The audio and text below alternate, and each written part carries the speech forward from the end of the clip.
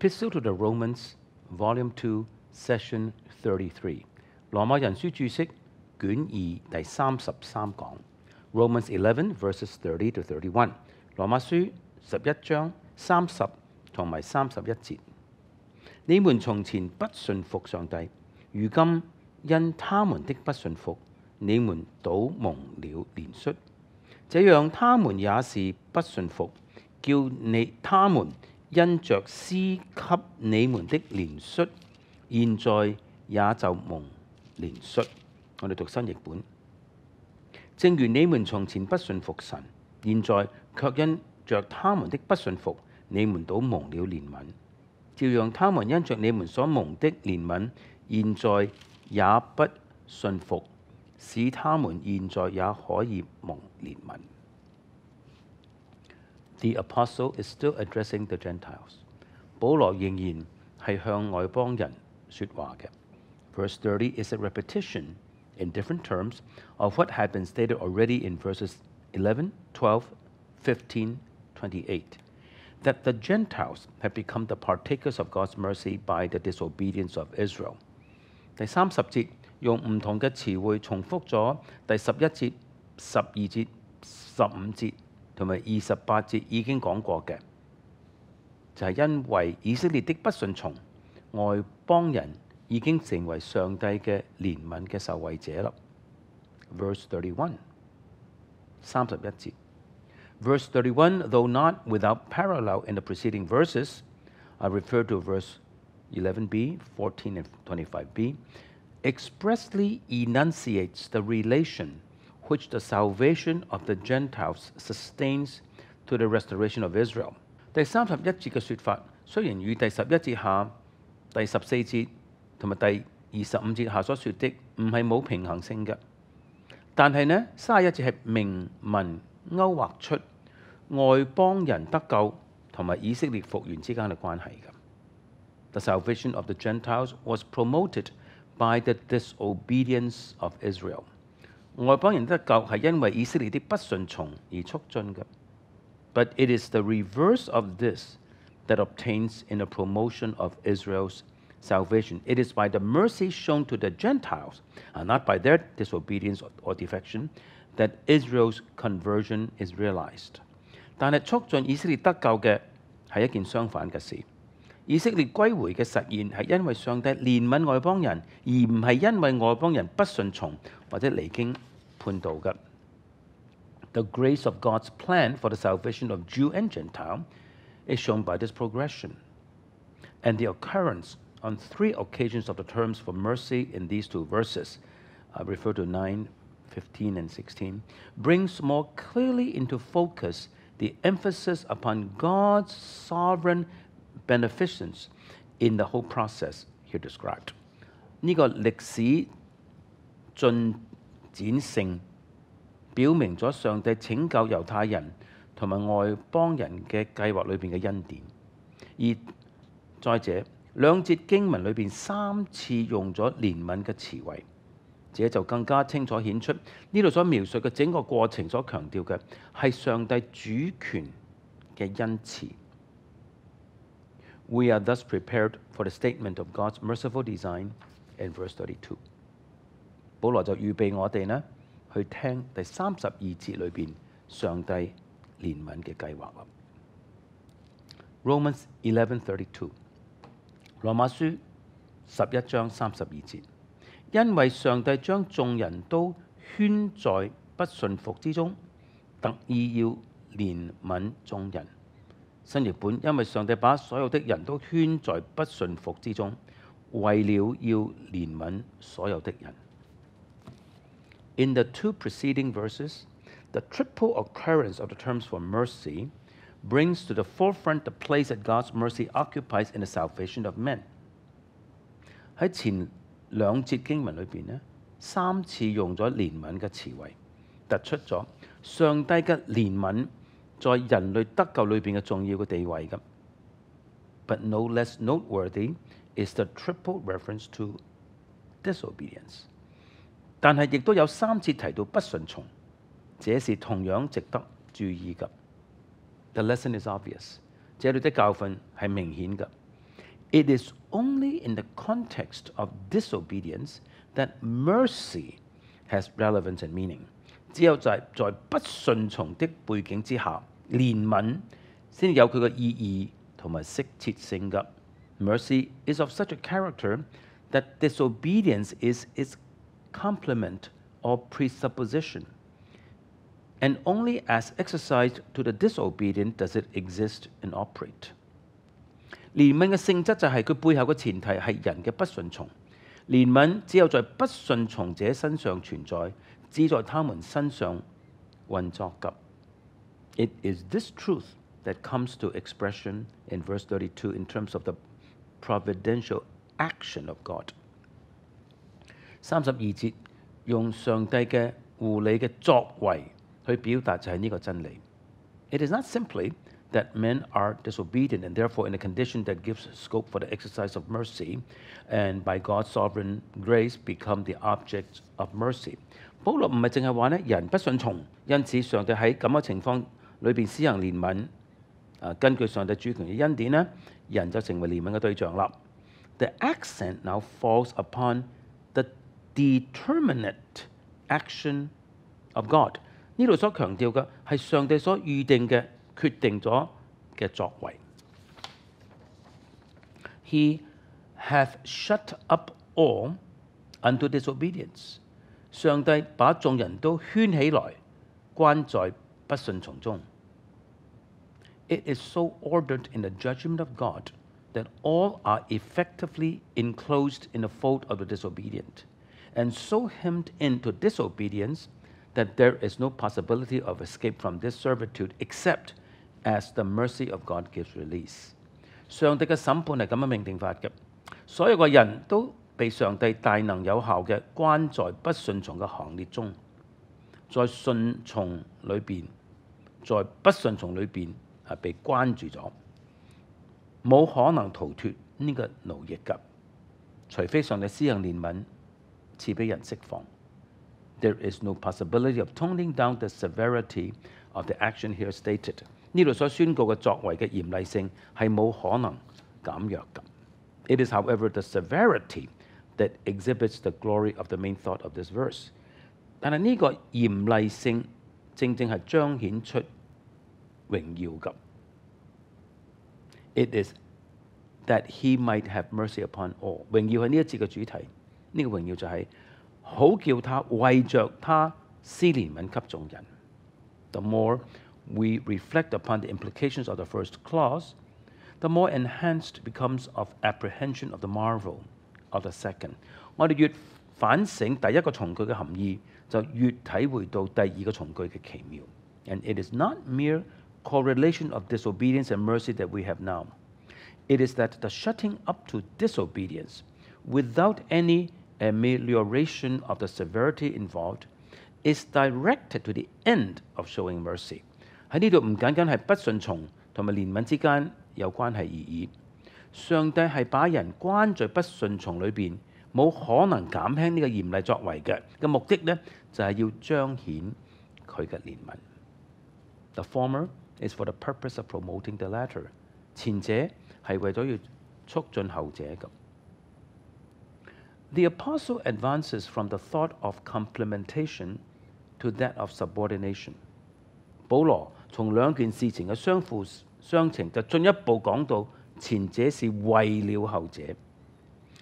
If we are sensitive to the depths of the design here stated, we must sense the unfathomable, and we are constrained to say, God's way is in the sea and his paths in the great waters.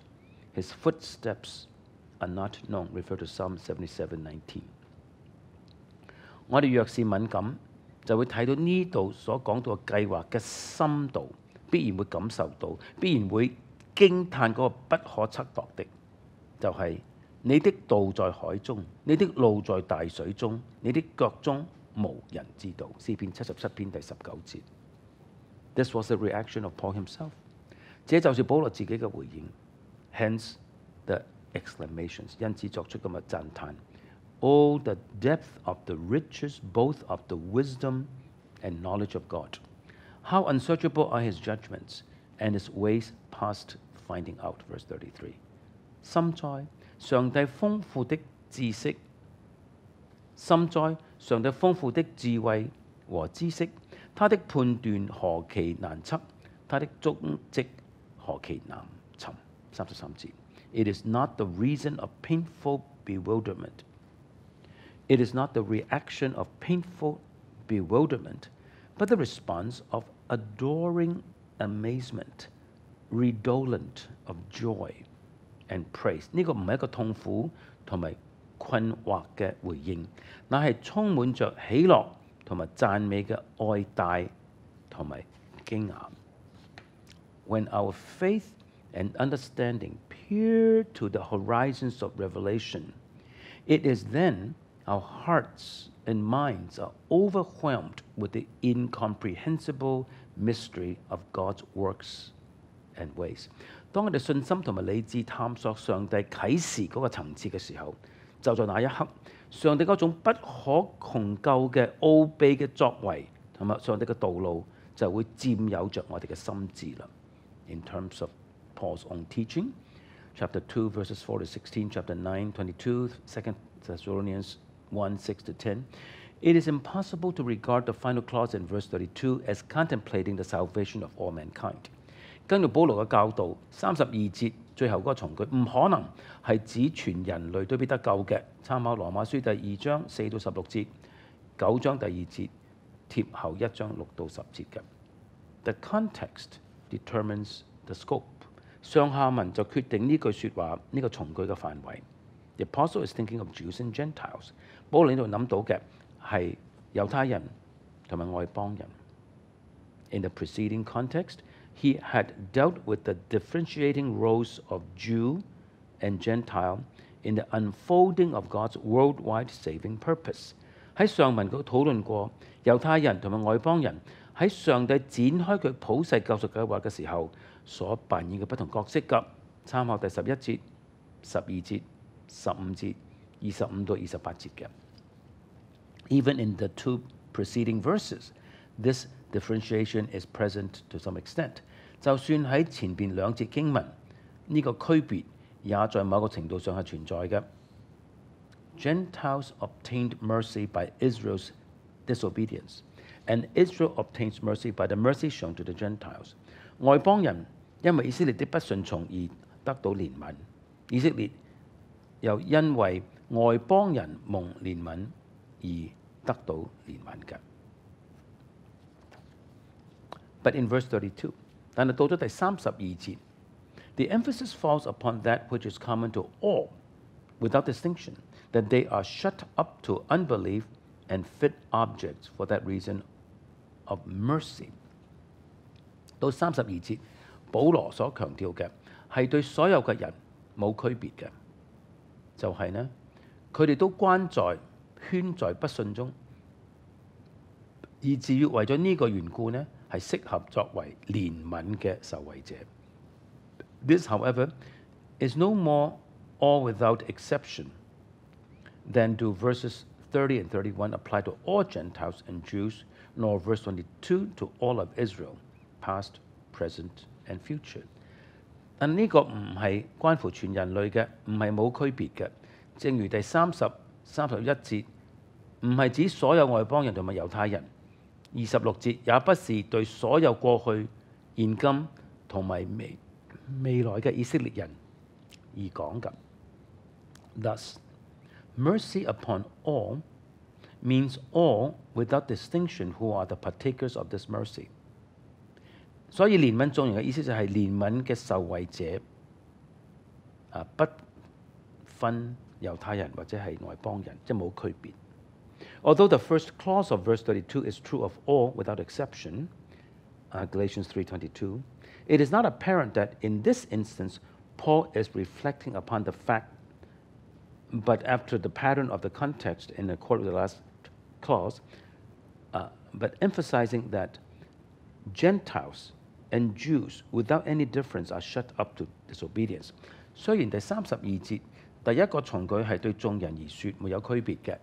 參考加拉太書3章22，但係喺呢一節係唔明顯㗎。保羅係喺度講緊呢個事實，但係根據上下文同埋最後一個從句，保羅要強調嘅係外邦人同埋猶太人都係被關在不順從裏邊，沒有區別㗎。The doxology, Romans 11:33-36， 頌讚，羅馬書第11章33到36節。深哉上帝豐富的智慧和知識，他的判斷何其難測，他的蹤跡何其難尋。誰知道主的心？誰作過他的謀士呢？誰是先給了他，使他後來償還呢？因為萬有都是本於他，依靠他，歸於他，願榮耀歸給他，直到永遠。阿門。The theme of verses 33 and 34 may be stated as the incomprehensibility of God's counsel。第33同埋34節嘅主題可以話係上帝嘅計劃的不可窮究、不能透之性。The terms unsearchable and past tracing out indicate this。何其難測，何其難尋，係指出呢一點㗎。It is a mistake, however, to think that God's incomprehensibility applies only to a secret, unrevealed counsel。但係若認為上帝的不能窮究性只係指佢嘅隱藏沒有啟示的計劃，就錯啦。What God has not revealed does not come within the compass of our knowledge. It is inapprehensible。上帝冇啟示嘅根本就唔屬於我哋嘅知識嘅範圍，係人不能知道的。What is not apprehended is also incomprehensible。不能知道當然就係同時不能透知的。But the most significant aspect of incomprehensibility is that it applies to what God has revealed。但係上帝的不可知性最重要嘅層面就係呢，對上帝已經啟示咗嘅事，也是不能窮究㗎。It is this truth that is conspicuous in this passage。呢項真理喺呢一段經文係好明顯㗎。What constrains the doxology is the revealed counsel, particularly that of verse 32。激發保羅發出讚美嘅係上帝已經啟示咗個計劃，特別係32節所講嘅。The apostle is overwhelmed with the unfathomable depth of the scheme of salvation, which has been the subject of discourse in the preceding context。保羅對上帝救贖計劃嘅不可窮究嘅深度感到震撼，呢個係上文討論嘅主題嚟㗎。Besides，不但如此。The riches and the wisdom of the knowledge of God, which he views as a great deep, are not unrevealed。上帝豐富嘅智慧同埋知識係浩大嘅深淵，呢啲都係上帝所啟示嘅，唔係隱藏嘅。They are the riches of grace and mercy. The deep things of God revealed by the Spirit, and the wisdom not of this world disclosed to the saints, referred to 1 Corinthians 1:24 and 1 Corinthians 2:6-8。這些深奧的事就是上帝嘅恩典、上帝嘅憐憫、上帝藉着聖靈所啟示嘅深奧的事，是向聖徒啟示嘅，係不屬於這個世界嘅智慧嘅智慧。參考哥林多前書第1章24節同埋第2章6到8節嘅。Furthermore， 不但是如此。The judgments that are unsearchable and the ways past tracing out are those of which the apostle had given examples。不能測度嘅判斷同埋道路，係保羅已經舉例説明過嘅。It is not certain to how much of the preceding part of the epistle this doxology is intended to be the conclusion。究竟呢個讚美詞係指羅馬書前文嘅哪些部分而作結論呢？我哋不能確定。It could be the whole of the epistle up to this point。可能係羅馬書從開卷一路到呢度全部。There is an obvious transition at the end of this chapter to a concrete and practical application in the spheres of Christian life and behavior。好明顯嘅，本章嘅結束係一個轉捩點，轉移到基督徒生活行為嘅具體實際嘅應用㗎。The doxology is a fitting conclusion to all that precedes。呢個讚美詞係對前文所有所講過一個好恰當嘅結論嚟㗎。It could also be the climax to this well-defined section of the epistle, chapter 9 verse 1 to 11:36，也可能係呢一段好有清晰內容嘅經文嘅高峰，即係話第9章第1節到第11章36節嘅。There can be no dogmatism on this question。對呢個問題，我哋唔可以武斷㗎。If a preference might be suggested, it is for the second of these alternatives。若要提出一個建議、一個選擇，我哋就會支持第二種嘅説法㗎。The question of Israel is the one with which this section began。這段經文就係第9到第11章一開始嘅時候呢，係論到以色列嘅問題。The apostle had dealt with various facets of God's counsel as they bear upon the unbelief and rejection of Israel。保羅已經討論過上帝嘅計劃對以色列人嘅不信同埋離經叛道嘅不同嘅層面。In the latter part of chapter 11, verses 11 and following， 到第11章嘅下半章，即係第11章嘅11節開始呢， He comes to deal with Israel in relation to God's worldwide redemptive design。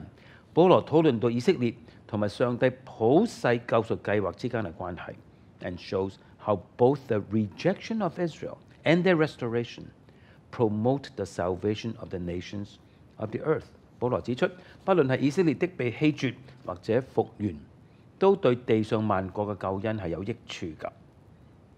Casting his eyes on the future unfolding of this saving design, he sees the fullness of both Gentiles and Israel, and these in their conditioning one of another。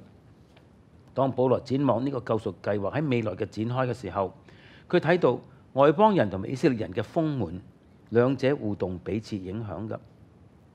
It is this sequel of abounding grace that is the final answer to the problem of Israel, a sequel that is brought to fruition by God's mercy and by that alone。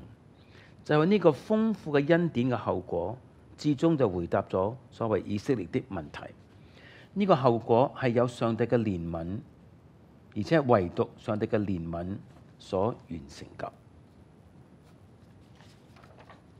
In the unfolding of this prophetic survey, he places even the unbelief of Israel in the perspective of God's merciful design. And not only the unbelief of Israel, but that of all nations, and makes the astounding statement of verse 32。當保羅展開呢一幅預言嘅圖畫嘅時候，佢將以色列嘅不信放喺上帝憐憫計劃嘅架構裏邊，唔淨係以色列的不信，還有列國的不信都喺呢個框架裏邊。然後第32節裏邊呢，保羅作出驚人嘅宣告㗎。This is the grand climax。呢個就最大嘅高峰。It is this climax in particular that evokes the doxology, and the latter is thus directly related to the theme of this section, 9:1 to 11:32。就係因為呢個高峰激發咗保羅嘅讚美詞，而讚美直接與呢段經文嘅主題相關㗎，就係第9章第1節到第11章32節。The word riches in verse 33 could be taken as an aversion to denote the riches of God's wisdom and knowledge。第33節，豐富可以係指上帝嘅智慧同埋知識嘅豐富，正如 ARV 咁樣翻譯㗎。我哋下一次呢就講第33節到第36節嘅讚美詞，我哋下次繼續。